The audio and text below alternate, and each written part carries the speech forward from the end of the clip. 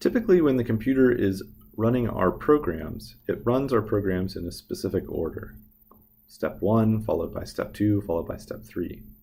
Sometimes, though, we want something different to happen based on some condition being true or false. Like if it's raining outside, we want our program to behave in one way. If it's sunny outside, we want our program to behave in some other way and follow some different series of steps.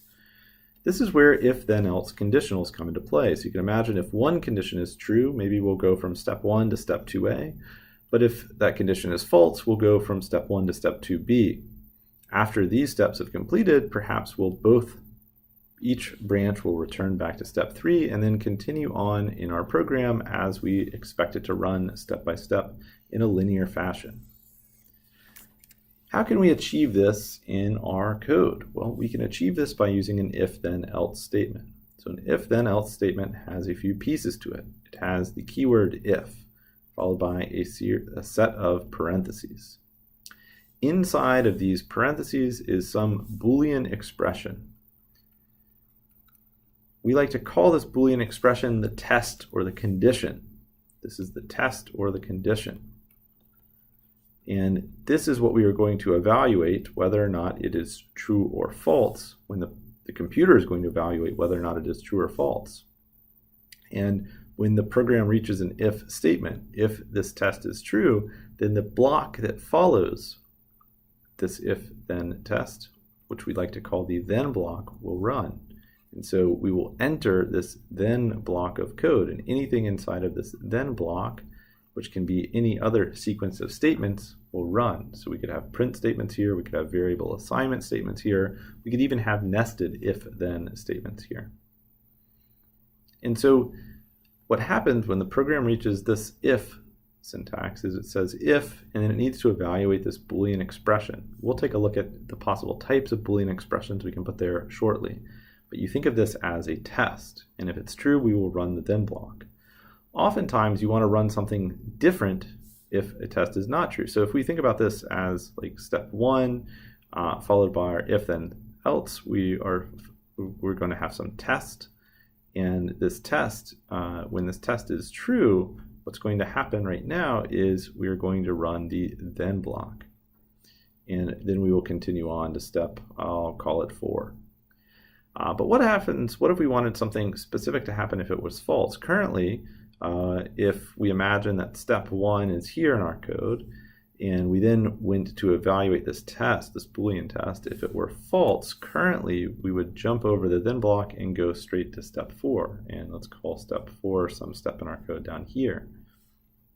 Well, if we wanted something specific to happen when that test evaluates to false, we could add what's called an else block. So when this is false, we will add an else block, and what's inside of the else block will operate or be evaluated, and then we will move on to step 4.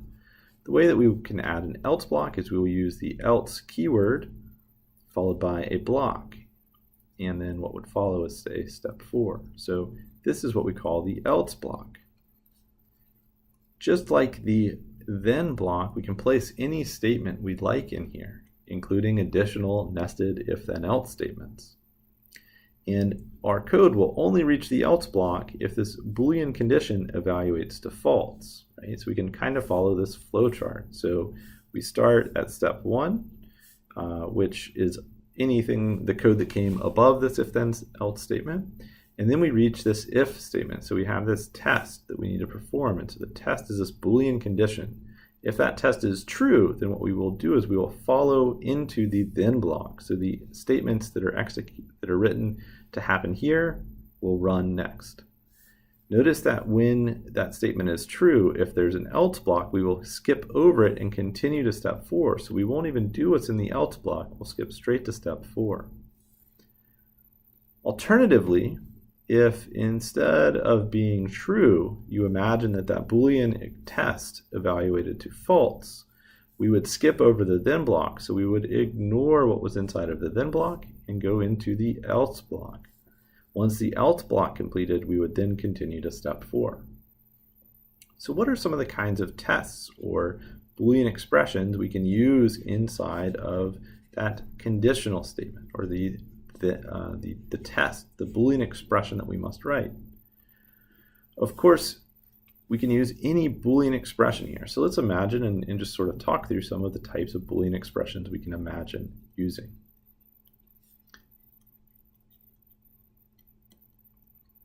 One of the most common expressions that we can imagine is some kind of equality test. So if we ask the user, do you want to delete this file, type yes. We could do something like, is the string yes equal to the user's choice? And we would have assigned the user's choice to this choice variable.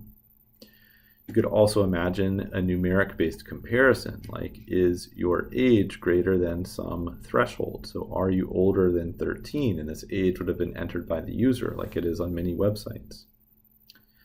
You could also imagine a Boolean variable being used here. So a Boolean variable, like say, is private, could be assigned a value of true or false, and assigned, and then we could have said if is private, the Boolean variable could have just been written in there, and if that variable evaluates to true, we would run the then block. If it's false, we would run the else block.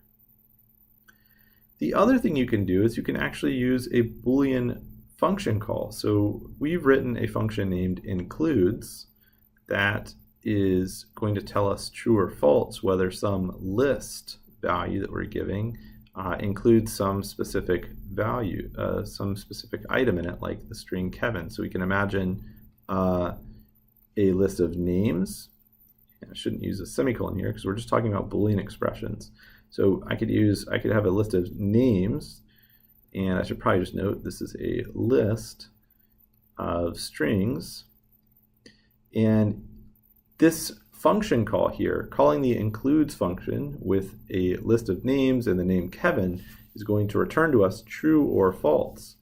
And we could actually use that exact same function call inside of the then test. So we could say if includes names Kevin, then we will run the then block, otherwise we will run the else block. The big idea of if then else conditionals is they allow us to write programs that take one path or another based on some Boolean condition or Boolean expression being true or false at the point of time in which the program is testing it.